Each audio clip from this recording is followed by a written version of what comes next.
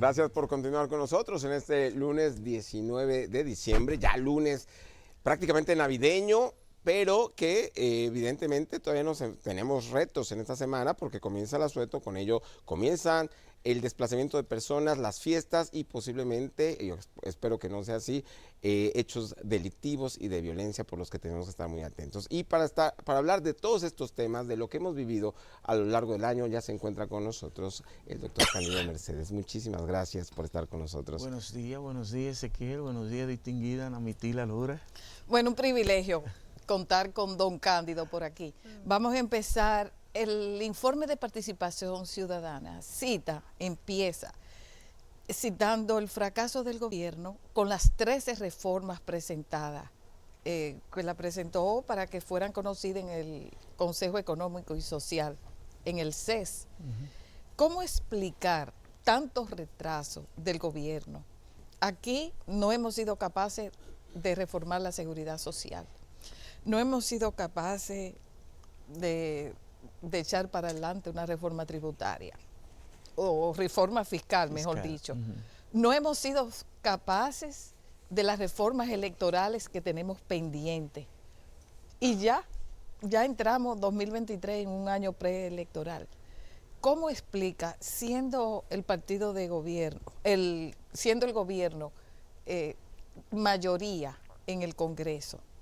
O sea, ¿cómo se explica teniendo todo aparentemente a su favor? ¿Qué ha pasado? Fíjense, la élite política no se ha dado cuenta que sin las necesarias reformas estructurales, República Dominicana nunca va a encontrar el desarrollo. Se sabe ya que en los últimos 55 años hemos crecido a una tasa promedio de 5.4 ahora, era 5. Sin embargo, no estamos en el índice de los países desarrollados. ¿Por qué?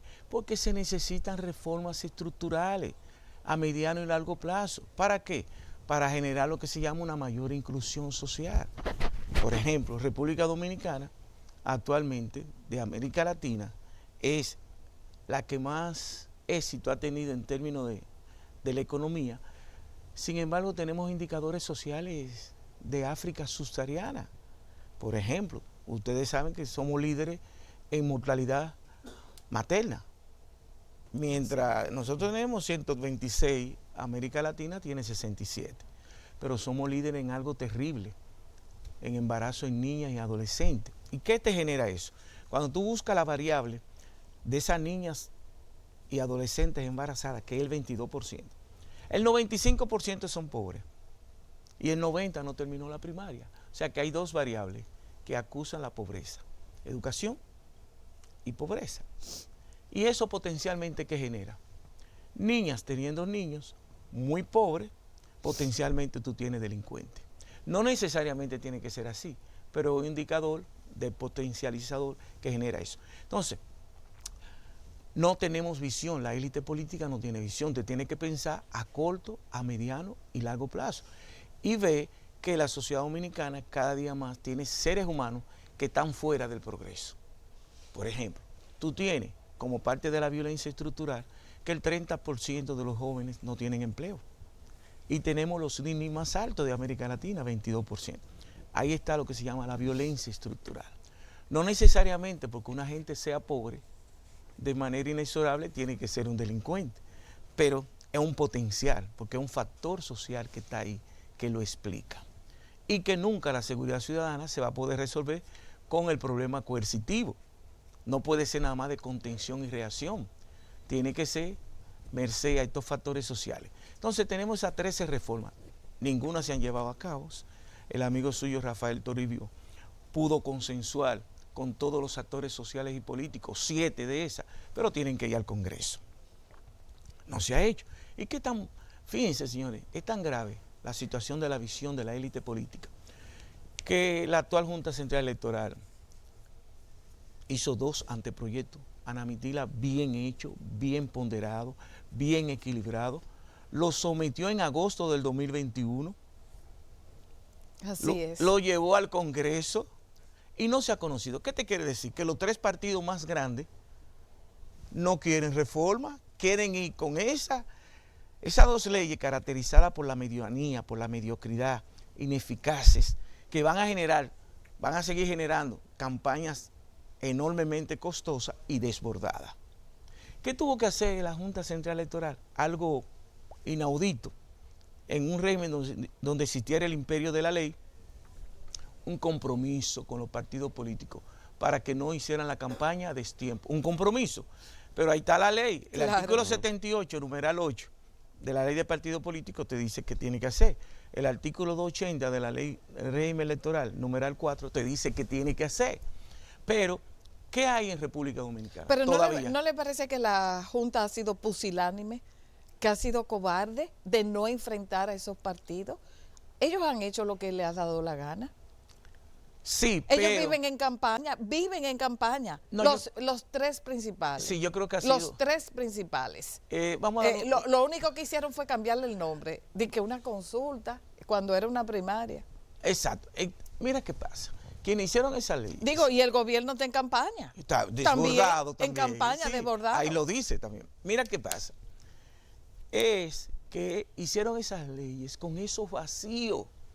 ¿Para qué? Para que esos vacíos no pudieran, ¿qué? Agarrarlo. Fueron ellos que lo hicieron, esos actores políticos.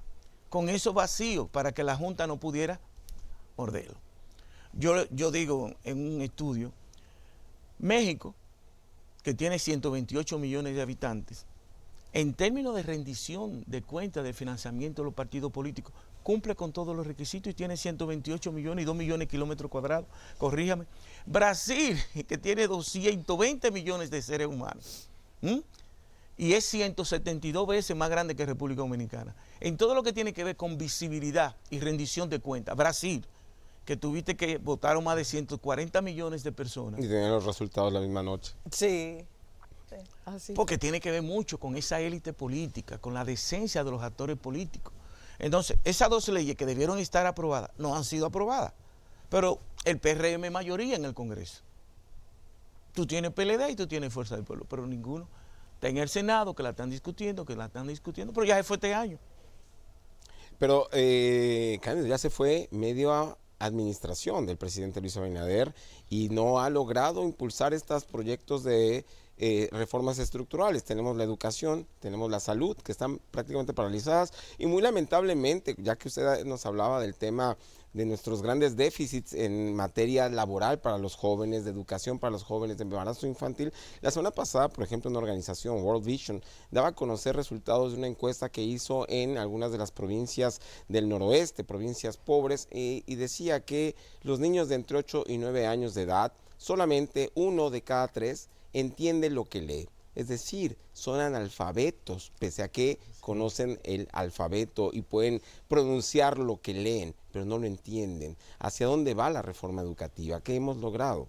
Está fosilizada, anquilosada, no se aprobó. Es la única ley que establece la Ley de Estrategia Nacional de Desarrollo, que se aprobó, pero no se le dio seguimiento ni nada de esto. Ahora, yo sí pienso que la educación de hoy no necesariamente está peor que antes. No.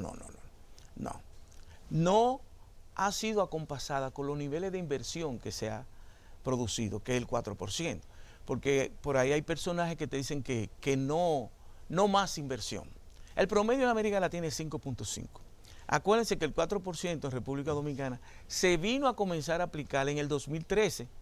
16 años después de ser aprobada. Así es. ¿Me entiendes? Entonces, hay que empujar. Lo que tenemos que hacer es que la educación no sea politizada tampoco. Que sean los actores políticos que la dirijan.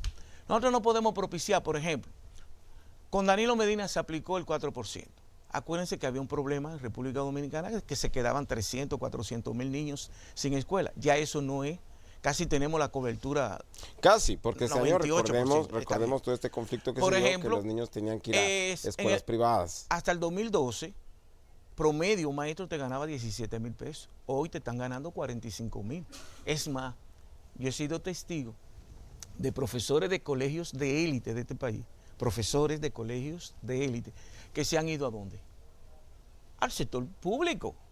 Porque están ganando entre 45 y 60 mil pesos. O sea que se le puede exigir ya también a ese capital humano que es necesario para hacer la necesaria reforma. ¿Ve?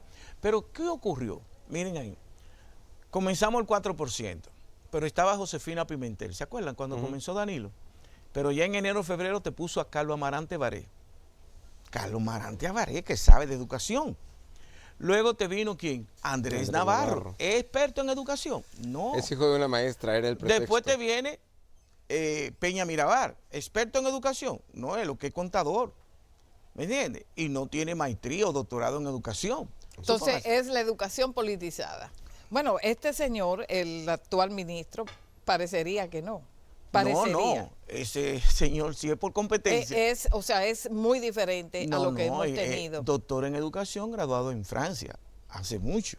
Y ha estado toda su vida en educación. Y acuérdate que fue viceministro de educación en la gestión de doña Milagros Soltibós. Sin embargo, ese mismo ministro que usted está ponderando tanto, ha sido capaz de un plumazo borrar una resolución del 2019 que declaraba prioridad la política de género.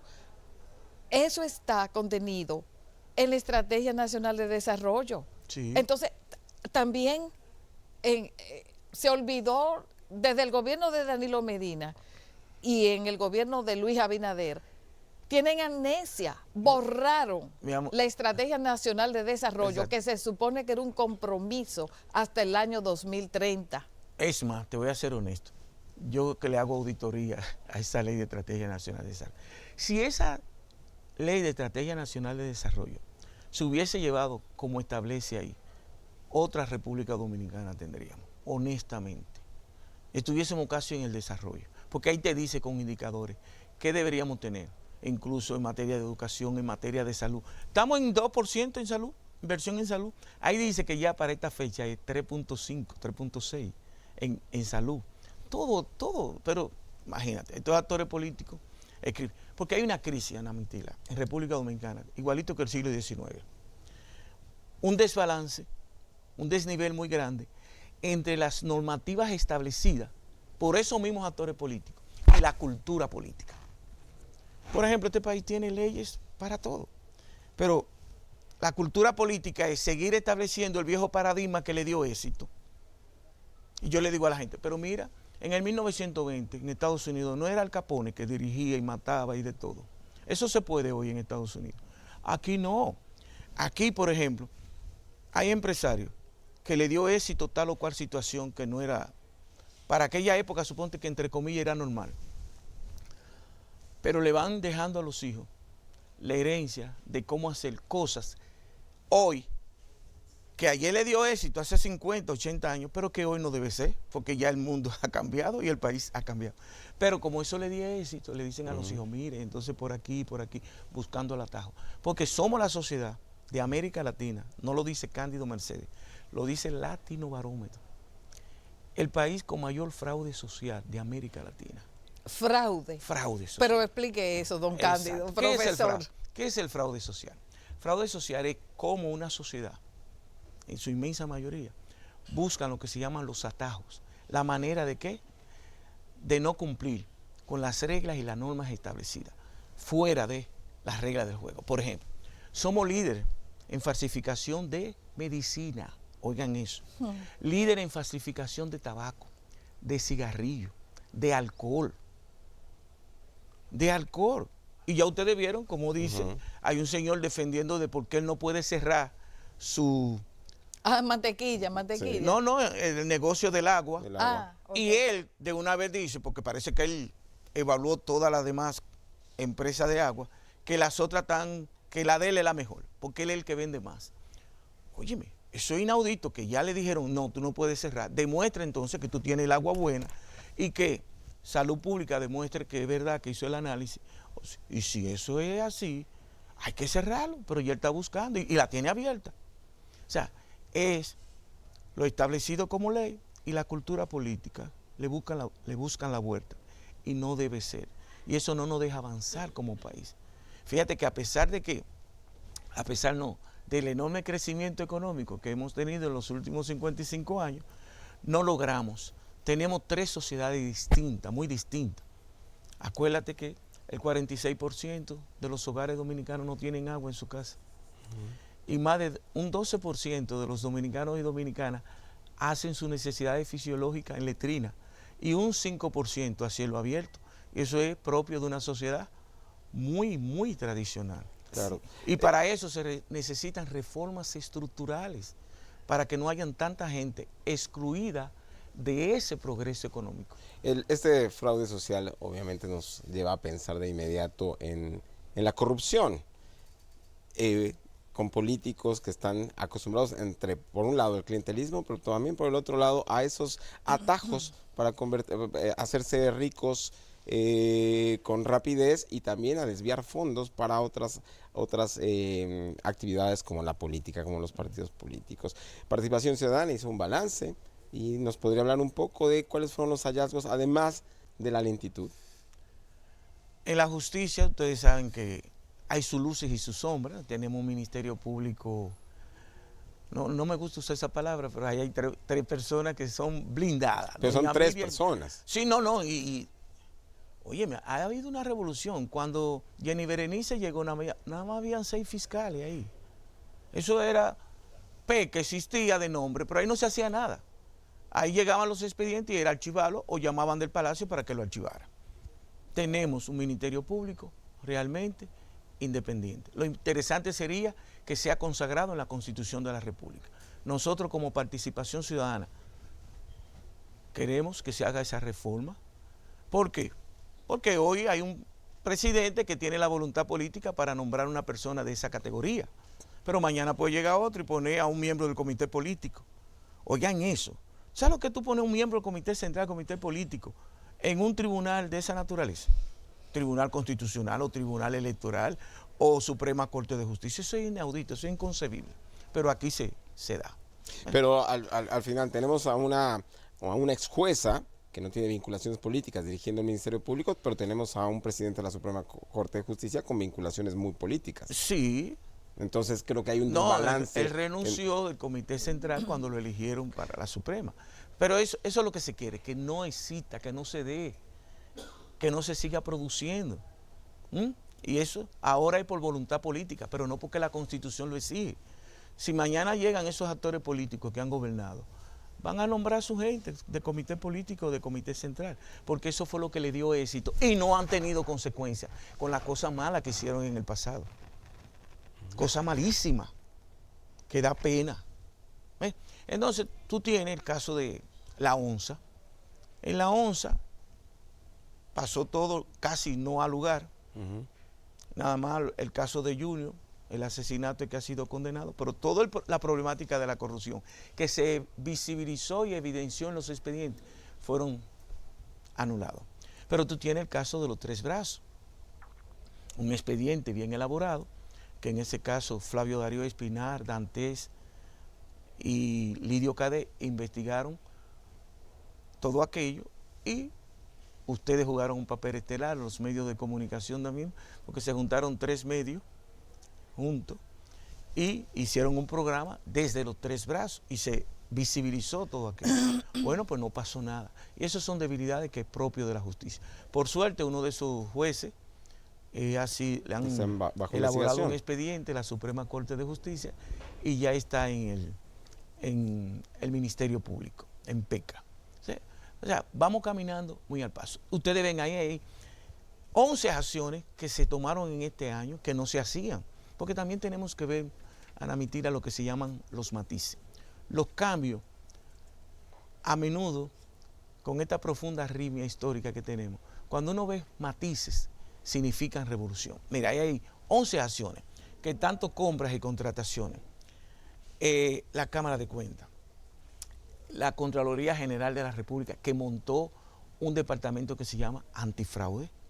Ahí hay 11 acciones que se tomaron este año, que son verdaderamente una revolución, que no se hacían antes. Y uno tiene que reconocerlo. Cuando tú te lees todos los informes internacionales que ya están saliendo, te das cuenta que estamos caminando desde el punto de vista institucional con respecto a la corrupción, lento, pero se está caminando de manera positiva. Ahora mismo hay un informe mundial, que se le voy a dar una copia, que se llama La democracia mundial, ¿cómo anda? De idea, hecho. Cómo el autoritarismo ¿Mm? Está creciendo en el mundo, las dictaduras y todo eso, y los avances en algunos países en términos democráticos. Y pone República Dominicana como estaba en el 2018, 2019 y como hoy está en el 2022. O sea, son matices que son positivos, que uno tiene también que reconocerlo. Como también tenemos que criticar que como una sociedad, por ejemplo, yo estoy de acuerdo con, ¿han visto ese anuncio? Vecina, venga para enseñarle cómo se corrige lo del ¿Cómo dengue. se corrige? Lo del dengue, un anuncio del dengue. Okay. Pero hay otro del cólera. Esa publicidad gubernamental es muy positiva, pero hay demasiada publicidad desbordada, ¿me entiendes? O sea, que bien tenemos que criticarlo, venga de donde venga, está mal hecho.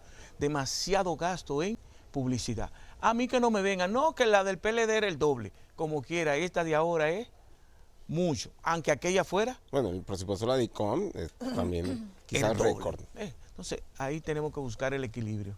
Sí, viendo el informe de participación ciudadana, uno nada más se pregunta, bueno, pero ¿cuánto es que vamos a tener que esperar para superar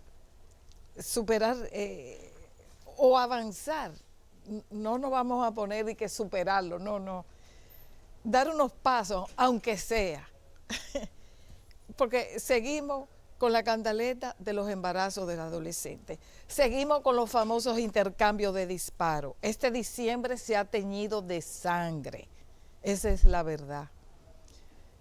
O sea, ¿cuándo es que vamos a superar? O sea, los métodos que no han dado resultados en República Dominicana ni en ningún otro país, como decía mi compañero Ezequiel, de lo que ha pasado en México. Que ha bajado mucho en México. Según ISAIN está en 26. Sí. 26. Pero bueno, no. pero ¿qué vamos a tener que hacer los dominicanos? Que uno no se atreve ni salir de noche en esta época. Mira, porque van y te confunden. Exacto. Y te entran a tiros sin averiguar. Después que tú estás muerto, ¿qué averigua? Se ha demostrado que los aparatos coercitivos del Estado, matando jóvenes, el problema de la delincuencia y de la criminalidad no va a disminuir. Eso se ha demostrado, porque entre el periodo 2005 y 2012, que fue la tasa de homicidio más alta de República Dominicana, llegando a 2.500, a tasa de 25% de homicidio, 24%, donde de esa tasa de homicidio la policía tenía entre un 15 y un 20% de los homicidios que ocurrían en República Dominicana. Era producido por la Policía Nacional o por los aparatos coercitivos del Estado. Hoy, todo el que es sensible, el que lucha por los derechos humanos, no está conteste, aunque hay una parte de la población que está de acuerdo con la mano dura, nosotros no. Nosotros estamos abogando porque siga la reforma policial, que se dé, que luce, no estoy diciendo que luce que, y porque he hablado con gente que está trabajando ahí adentro, que se está tomando en serio el problema de la reforma policial. Pero es un proceso que dura 10, 15 años. Un proceso. Ya ustedes vieron lo que dijo Vila, de lo que había ahí, lo que encontraron ahí. Señores, una podredumbre. La policía todavía sigue siendo parte del problema, pero no nos podemos cansar. Lo decimos ahí, que se requiere la necesaria reforma policial, entendiendo que esto es un proceso. Hay países que tienen 10 años, 12 años, 15 años. Es un proceso, pero fíjate ahora, la policía en menos de 2 años, en medio de una crisis económica mundial, ha recibido 2 aumentos salariales. Han desvinculado cientos y cientos de policías. Entonces, es un proceso también que se tiene que llevar a Cándido, cabo. pero de hecho, el proceso de reforma de la policía es uno de los que quizás hemos puesto más atención. La ciudadanía tenía muchas expectativas por ser algo muy concreto que se ve todos los días.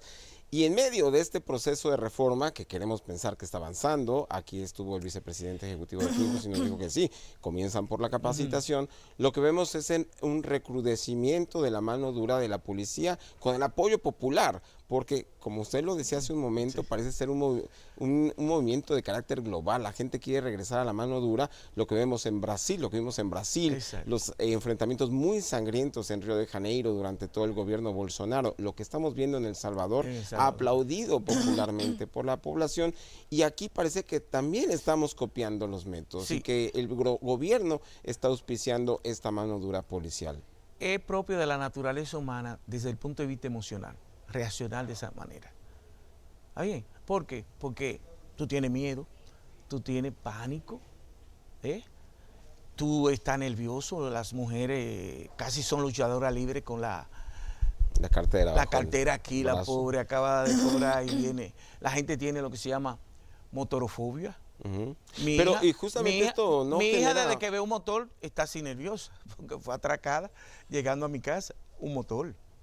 La esposa de mi hijo fue atracada esperando a mi hijo que él bajara del apartamento y ahí mismo se le puso un motorista, baja el vidrio y ella embarazada, ya tú sabes, ese tigre hizo su agosto con ella, le quitó el anillo de matrimonio. O sea, la motorofobia. O sea, y es eso que le estoy diciendo. O sea, en un país donde tú tienes, oye, 32% de los jóvenes no tienen empleo. Y de cada 100 jóvenes que tienen el privilegio de trabajar, el 80% te gana menos de 20,000 pesos. Esa es la realidad social y económica. Esos son los factores sociales que tenemos que juntarnos. Aquí no hay lo que se llama plan de seguridad ciudadana integral, holística. Si tú no le das duro a esos factores sociales, si tú no trabajas el problema desde la niñez, la crisis de civilizatoria, la ausencia que hay aquí, si tú no trabajas el problema de la educación, somos el último país de América Latina, medido por PISA en términos de educación, eso que tú dijiste de World Vision. O sea, en lectoescritura, en matemática y en ciencia estamos en el suelo, siendo un país, oye, de desarrollo humano medio. Sin embargo, países como Paraguay, Nicaragua, Bolivia, tienen tasa de homicidio mucho menor que nosotros, lo que te indica que no es la pobreza, nada más, que hay factores culturales que están ahí. Sí, Cándido, profesor, su balance sobre las deportaciones del gobierno, el método violando todas las normas, ¿qué le parece? ¿Qué le ha pasado al presidente Abinader? ¿Qué le ha pasado? Yo lo que digo es que hay una competencia electoral del conservadurismo. ¿Quién se gana más pronto? Es una de las debilidades actuales del presidente Abinader, a mi juicio, porque si tú miras las encuestas, eso le está dando más impacto electoral favorable. O sea que la política migratoria es determinada por la política partidista. En gran medida por la política electoral. Por la política electoral. Y hay una competencia, ¿quién es más conservador? Si entre Abinader o el presidente de Fuerza del Pueblo. Entonces, eso se está originando aquí. Mira, ningún ser humano, como Cándido Mercedes, eso es un rechazo total. Porque mira qué está pasando. Aquí nunca la élite política y la élite empresarial se ha sentado a discutir de manera seria y responsable el problema haitiano. Nunca. Un país tiene su potestad de soberanía nacional, decidir quiénes entran, en qué condiciones, con qué perfiles, cuánto necesitamos. Aquí nunca se ha discutido eso. Aquí violamos la ley de trabajo, que es 80-20. Y se sabe.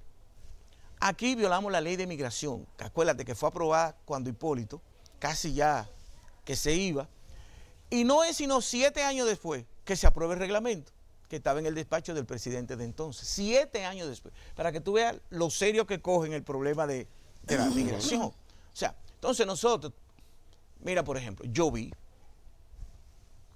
una muchacha, trabajadora doméstica, haitiana, la agarraron, la dueña de la casa fue aquí a Jaina y le dijeron 12,000. Cuando la mujer fue a buscar los 12,000, por error la deportaron. Por error. Al otro día ella estaba aquí. Cuando le preguntaron cuánto tú diste, 14,000. Entonces, ¿qué está pasando? Un costo enorme de nosotros, como sociedad, los contribuyentes, porque tenemos que dejar 3 o 4 días en Jaina. Sí, hay que darle comida, tratarlo bien, respetar los derechos humanos. Y después que tú lo devuelves, son decenas y decenas de guaguas, que ya tú sabes los cientos y miles de millones que se van en gasolinas y todo eso. Eso es los contribuyentes. Pero lo que lo dejan pasar por los 14,000 y 15,000 pesos, eso va al fisco. Eso es corrupción. O sea, dinero que va a mano privada. Bueno, y los consulados dominicanos en Haití, Ya ustedes que no vieron rechazan a nadie. el estudio que se hizo, Ujú. que en los últimos 6 años han dado visa a más de 600,000. De hecho, oigan eso, se ha dado más visas República Dominicana a todos los países de Haití, más que a todos los países juntos, los 205 países reconocidos por las Naciones O Unidas. sea, que esos consulados son una fábrica de ¿Por qué? millonarios. Porque tendrá que venir un día, que hay que decirlo, porque yo llegué a trabajar ahí, en la Junta Central Electoral. ¿Qué se hacía antes? Las oficialías, Ana Mitila es encargada de oficialía número 1, Ezequiel oficialía número 2, pero todo el dinero que tú hacías era tuyo.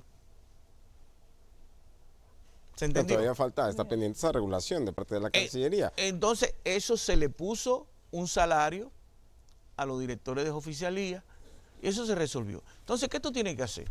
A los consulados, no. Vamos a darle 1 millón. Vamos a suponer, consulado, 1 millón. Pero todo el dinero que entre, ¿a dónde va?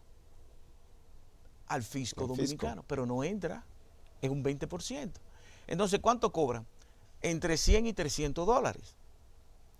Depende de la competencia entre consulados. Exacto. Que de hecho, entre ellos se ponen el Y pie, entonces, mandan buscones a Tú, un consulado a otro como para cónsul lo llevarse a que la quiere es gente. ganar, y entonces aprueba. Entonces, Claro. no, tenemos que sentarnos como país, no politizar el tema haitiano y con el debido respeto, respetar las reglas del juego y permitir que entre lo que sea necesario. Cada país decide el perfil y la cantidad de gente que necesite y que requiere.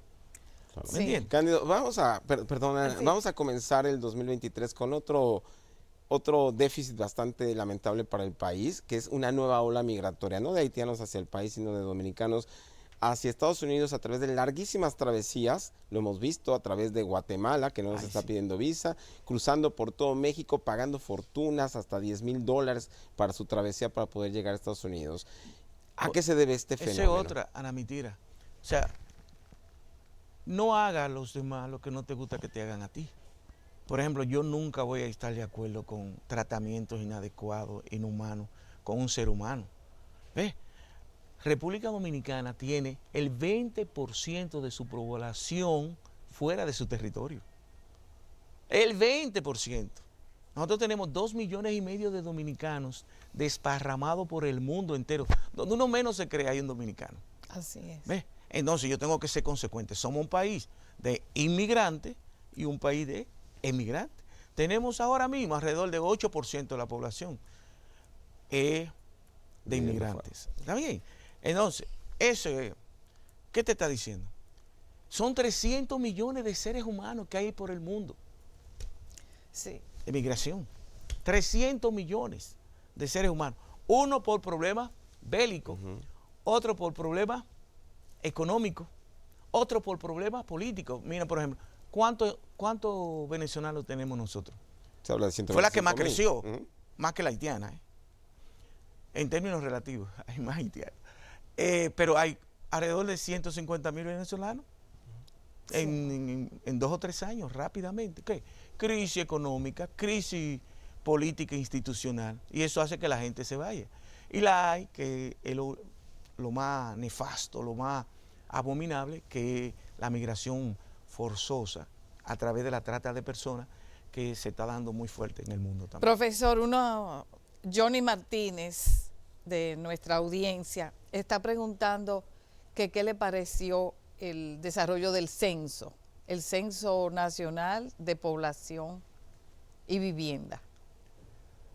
Fíjate, ese otro tema es que aquí en República Dominicana la falta de decencia de la mayoría de los actores políticos, hasta eso se quiso politizar, algo que se estaba organizando desde el 2017 y que se está llevando a cabo en República Dominicana desde el 1920. Hubo un dirigente político que llamó un boicot al censo. Varios dirigentes políticos. Varios, bueno, está bien, pero hubo uno que... Miren, eso es execrable lo que se hizo en ese momento. Entonces, todo lo que el ser humano hace se puede mejorar. Acuérdense que era ahora con una nueva dinámica de modernización, que era la Con tableta por con primera tableta vez. por primera vez, y eso pudo los primeros días generar ineficiencia, por decirlo así, con algún término. Pero yo creo que al final, entre enero y marzo, sabremos cuántos dominicanos hay, porque no sabemos. Ahora mismo tú entras y vas a encontrar como 3 informaciones distintas de cuántos millones de dominicanos hay, ahora mismo. Él busca, y yo digo, no, busca que hay otra. Hay una que te dice 11.173.000, otro 10.7 millones. Y entonces vamos a saber, porque cómo tú planificas económicamente, socialmente, territorialmente, un país donde tú no sabes cuántos somos, ni la composición, ni la edad, ni los niveles educativos, ni los estados. O sea, claro, que yo estoy en Navidad y dile que finalmente vamos a terminar bien. Y una tarea tan ciclopia como esa, ¿me entiendes? ¿Por qué se hace cada 10 años? Por lo complejo que es. Y costoso. Y costoso. Porque no es una encuesta, es un censo, es cada caso. Que a mí no me censaron. Siempre, hasta las encuestas, fíjate que siempre tienen un margen de error. Claro. Más o menos 3 más o menos. Es difícil que vayan al 100% de los hogares. Y claro, eso se contabiliza luego. Cándido, muchísimas gracias por todos estos comentarios, esta evaluación, muchos aspectos como sociólogo que incluye todo y quedan muchos temas pendientes que ojalá podamos volver a hablar con usted próximamente porque el tiempo, como de costumbre, ya se nos fue. Muchísimas gracias, por habernos acompañado y por favor, ustedes no se vayan porque viene un resumen informativo con nuestra compañera Linda Cortorreal. Muchísimas gracias.